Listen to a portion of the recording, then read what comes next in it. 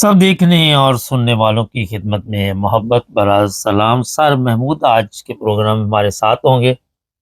आज 2-3 टॉपिक हैं। पहला तो ये ज़रदारी साहब वाला है।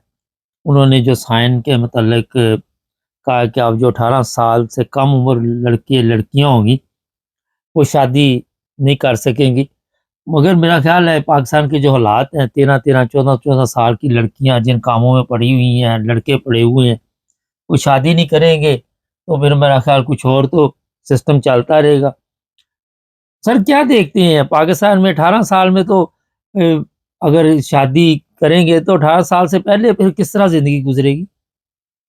मुबारक साहब, इसमें बिल्कुल जो आप वाली आप जो बात कर रहे हैं वो एक डिफरेंट बात है, और इसमें जो अप्रोच है जो कानून साजी की वो एक बिल्कुल डिफरेंट थी। मैं चूंकि एचआरसीपी का हूं तो एचआरसीपी में बहुत अरसे डिस्कस हो रहा था। ये एक कोटकी में एक पीर साहब है, उन पीर साहब का नाम है मियां मिठू। वो वहां पे उनका दरबार भी है, और वो फौज के बड़े लाडले भी हैं, वो इमरान के अमीर भी रहे हैं, वो हर हुकूमत के साथ रहते हैं जी। उनका तरीका वारदात ये है कि आपने देखा होगा पाकिस्तान में अल्लाह के फजलो करम से और तबलीगी जमात की बरकत की वजह से हर वो हिंदू लड़की या ईसाई लड़की जिसकी उम्र 13-14 साल से लेके कोई 20-22 साल तक हो, तो वो इस्लाम की हकानियत से मुतासर हो जाती है और वो मुसलमान हो जाती है। और मुसलमान होके वो इस तरह के डेरू में पहुंचती है, फिर उसको अदालत में पेश करके उसका निकाहनामा और साथ उसका मुसलमान होने का सर्टिफिकेट साथ जमा होता है। और ये एक माफिया है। फिर वो वहां पे अदालत में पेश होने के बाद वो 1-2 साल के बाद कहीं 2 साल तक गायब हो जाती है। कहा यह जाता है कि इतने में वो बच्ची जो है वो पीर साहब के उजरे में रहती है। और उसके बाद फिर वो इस तरह के जो जो कारोबार करते हैं या जिस तरह की एक निज़ाम है, ये वो बच्चियां बिक जाती हैं, क्योंकि उन बच्चियों का निज़ाम रिश्तेदारों से तलक कट जाता है, ईसाई हुए या हिंदू हों, वो कट जाता है। तो उसके बाद क्या नाम है, वो बच्ची कहीं ना कहीं फरोख्त कर दी, या फिर जिस तरह जिस्म फरोशी होगी या जिस तरह के वो इस तरह के मामला में होती, ये उसको रोकने के लिए किया गया है। क्योंकि जितनी मामला आए हैं बच्चियों के, आए हैं ईसाई या हिंदू बच्चियों के, तो पता चला कि इनकी उम्र 12-13 साल वाली बच्ची जो है वो ना कोई एग्रीमेंट करने के काबिल है, ना वो इस्लाम की हकानियत समझ सकती है। ये बड़ी दिलचस्प बात मैं कहा करता था, मैं भी वहां पे कहा करता था कि हर वो बच्ची जो 12 साल से लेकर 23 साल तक की शक्ल भी अच्छी हो और वो दिखने में भी अच्छी लगती हो, तो वो मुतासर होती है। मैंने कभी नहीं सुना कि इसको 30 साल 35 साल 40 साल का हिंदू जो है, औरत या मर्द कोई जो है, या 70 साल का जाके उसने इस्लाम कबूल किया हो, ये मिसालें वहां नहीं मिलती हैं। ये उसको रोकने के लिए किया गया था। अब ये जब बिल पेश किया, शीरी रहमान ने पेश किया, चूंकि शीरी रहमान ये एचआरसीपी की हैं, इन्होंने केस ये पेश किया, बिल पेश किया। अब उसके बाद जब बिल असेंबली में मंजूर हुआ, मंजूर होने के बाद आपने देखा कि ये गवर्नमेंट की अपनी पाली हुई है, ये जो इस्लामी निगरानी काउंसिल है, जिसने कभी किसी जगह पे मुल्क की मुस्बत अहमद को जो है उजागर करने के लिए काम नहीं किया। आपको याद होगा जब शिरानी साहब थे, तो शिरानी साहब के दौर में भी ये बात बड़ी डिस्कस होती थी। मौलाना शिरानी साहब जब वो इसके सेनेट के चेयरमैन भी रहे हैं और उसके ना उसके इसके इस्लामी निगरानी काउंसिल के चेयरमैन रहे हैं, तो उनके बारे में तो मशहूर ये बात ही थी कि वो कम उम्र बच्चियों को डिस्कस हर महफिल में करते हैं। तो उनके दौर में भी ये बात आई थी और वो उन्होंने रोक ली थी, और वो उन्होंने कहा था नहीं वो शादी शादी उस, तो ये उस पे था। अब जब इस्लामी निगरानी काउंसिल ने उसको उठा के परे फेंक दिया और उन्होंने कहा, बल्कि यहाँ तक कह दिया कि थैलेसेमिया का जो है वो भी टेस्ट जो है वो गैर इस्लामी है। आपको मालूम है कि जो मैरिज फैमिली है, कजन मैरिज जो है, उनको देखा आपने कि थैलेसेमिया का पाकिस्तान के अंदर बहुत बड़ा मसला बना हुआ है, लेकिन चूंकि मौलवियों का तल्लक अवाम से नहीं है, उनका अपने मामलात हैं, तो उन्होंने पेश किया। अब बात ये है कि जरदारी साहब ने इसको इस्लामाबाद में तो 28-29 किलोमीटर का एरिया है, और 28-29 किलोमीटर के एरिए में किसी जगह पे भी ईसाइयों की या हिंदू की आबादी वो ना आने के बराबर है। अगर वो कहीं पे है तो या तो वो साहब हसीयतें, या फिर वो इतने पस्ती में है कि उनका कहीं किसी जगह पे जिक्र ही नहीं होता है।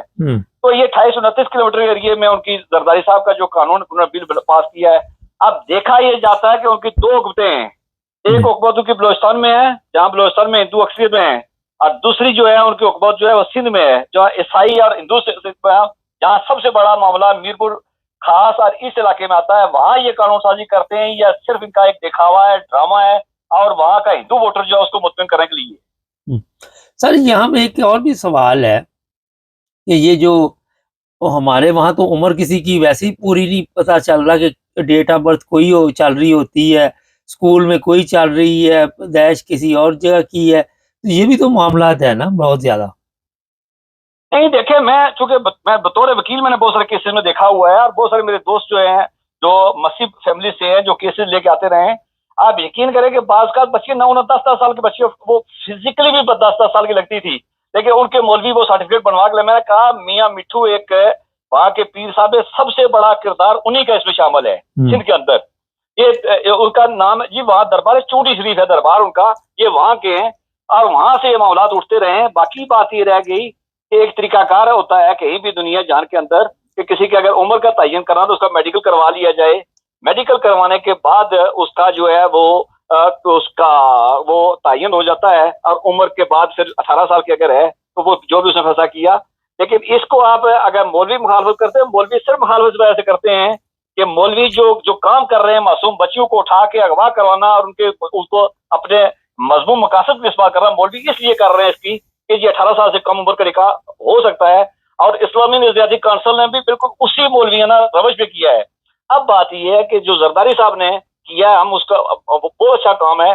कम अज कम ये HRCP का इंसानी हकूक की, इंसानी हकूक की जितनी तंजीमें थे उनकी ये डिमांड थी, और ये बहुत अरसे से डिस्कस हो रही थी। लेकिन सवाल ये है कि क्या जरदारी साहब इसको 28-29 किलोमीटर के एरिए में ही करेंगे, या फिर जहां उनकी हुकूमतें हैं ये बिल वहां की असामनी कानून साजी करेंगे और वहां कानून बनेगा। क्योंकि शादी, निकाह, रजिस्ट्रेशन आपको पता है सूबाई मामलात हैं, और सूबे इसमें खुद मुख्तार होते हैं। सूबे रजिस्ट्रेशन, शादियों के रजिस्ट्रेशन सूबे करते हैं, और सूबों के अंदर ही उस निकाह नामे पे जो शराइत लिखी होती है वो डिस्कस होती है। अच्छा, सूबे करते हैं, बड़ा एक अहम सवाल है। पंजाब में जो निकाह फार्म है वो और है, सिंध में और है। पंजाब में वो लिखा हुआ है, जो शिक वो वहाँ पे लिखती हैं, आपको ही पता ही है, जो शनाख्ती कार्ड में या जो पासपोर्ट के जो फॉर्म है वहाँ भी लिखी हुई है, और नीचे साइन करने पड़ते हैं। सिंध में और है मैं इसका मैं आपकी वजाहत करता हूँ।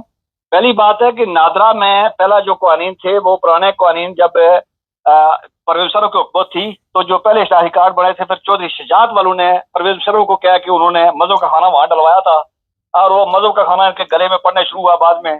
फिर इन्होंने 19 नवंबर के उसके 2019 में जाके उन्होंने उसमें एक फिर तरमीम की है। तरमीम करने के बाद तरमीम क्या किया, अपने मुंह पे गलाजत मरी है उन्होंने।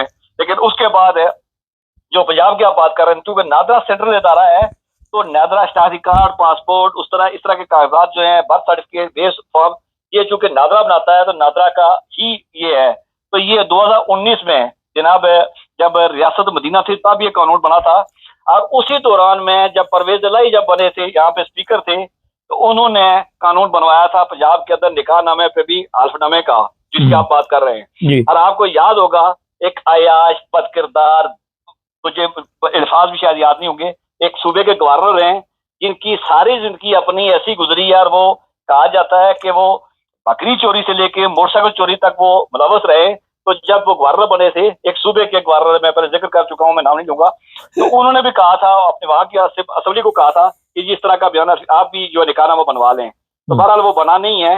अब ये देखते हैं कि जरदारी साहब के सूबे में इस तरह की कानून साजी होती है नहीं होती है। तो ये सूबाई सब्जेक्ट है, सूबाई सब्जेक्ट होता क्या है कि जो आता है वो अपने मुंह पे कालक मलता है, और उस मामलात को, शादी, निकाह, जितने आसान ये काम, जिन कामों कहा गया कि इनको आसान बनाया जाए, उनको मुश्किल से मुश्किल तरफ बनाया जाता है, और उसका शख्साना पूरी कौम भुगत रही है।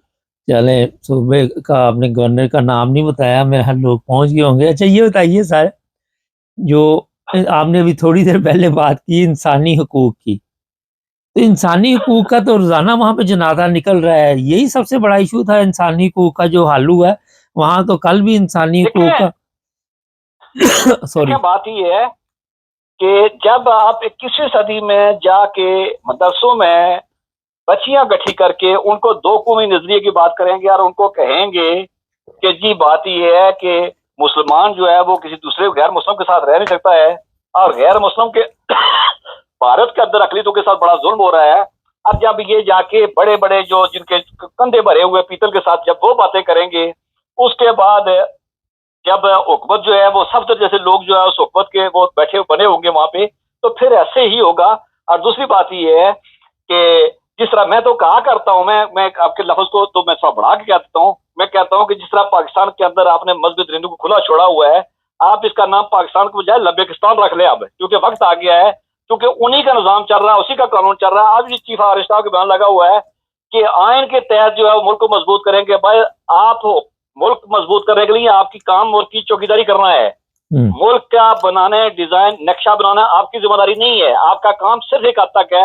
लेकिन मसला ये है कि वो जाके जहाँ पे DGI SPR के आप तकरीर सुन लें कि जिस तरह की बातें वो कर रहे हैं, चीफ आर्मी स्टाफ, ये पिछले एक साल से चल रहा है कि 2 कौमी नजरिए पे। और उसके बाद पंजाब के अंदर जो कुछ हो रहा है, कल आप जिस बात कर रहे हैं वहां पे फैसलाबाद की बात कर रहे हैं, उसके बाद एक मस्जिद की वीडियो आ रही है कि एक फिरके का दूसरे मस्जिद में जाता है नमाज पढ़ने के लिए, तो वो उनको किस तरह मार भगाया जाता है। ये चीजें ये हैं कि जब इस तरह के आप रास्ते सारे खोलेंगे तो उसके बाद फिर यही कुछ होगा। और फिर जब दरिंदों को आप इतनी आजादी दे दें कि वो SHO और पुलिस अफसरों के गिरेबान में आप डालकर उनसे बात करते हैं और उनसे कहते हैं कि तुमने गिरफ्तार क्यों किया, तो पुलिस का जब रवैया जो मजबूत खाना हो, और दूसरी तरफ IG जो है वो जब दहशतगर्दों के जनाजों के साथ पहले साथ में जा खड़ा हो और दूसरी जगह ना बोले, फिर ये कुछ होगा।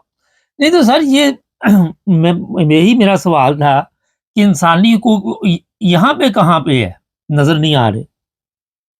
देखिए इंसानी हकूक वाले, पहली बात यह है कि इंसानी हकूक वाले भी उसी माशरे में रहते हैं, जब स्पेस कम हो तो उनके लिए बोलना भी मुश्किल हो जाता है।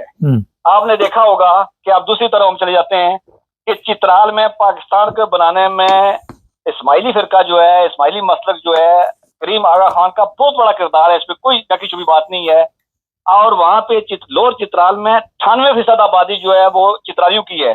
वहां मौलाना फजल रहमान ने, ये 2% से कम है, कोई 1.5% है वहां पे, तो वो उनकी तो 98% आबादी पे उन्होंने पाबंदी लगवा दी, इंतजामिया ने पाबंदी लगवा दी कि अगर कोई इस्माइली जो है जमा करता हुआ उसकी गोश्त की दुकान खुली नजर आ गई तो 3 लाख में उसको जरिमाना और बंदी की सजा हो जाएगी। तो जब आपके इस तरह पूरे मुल्क के अंदर, पूरे जिस्म के अंदर आपने जहर फैलाया हुआ हो और उस जहर की रोज आप आबियारी कर रहे हो और रोज आपके जो स्टेट के आर्गन जो है वो बयान दे रहे हैं उसी के हमायत में, तो फिर ये है कि ना HRCP के पास कोई ऐसी इंसानी हकूक की तंजीमों के पास कोई, पहली बात उनका स्पेस कम हो जाता है, स्पेस कम हो जाता है। दूसरी बात यह है कि उनके पास ऐसी कोई पावर नहीं रहती है कि वो किसी चीज बात को कर सके, वो बात लक्ष्य की जाती है। उसकी मिसाल में इसी विला के शुरू में कह चुका हूँ कि जब कम उम्र बच्ची, हिंदू ईसाई बच्चियों को मुसलमान बना के, जबरदस्ती मुसलमान बना के अगवा किया जाता था, उठा के लिया जाता, हफ्ता महीना इस्तेमाल किया जाता था। जब उनके वालिदैन ट्रेस करते गए, उन तक पहुंचते थे, फिर हाई कोर्ट में पेश किया जाता था।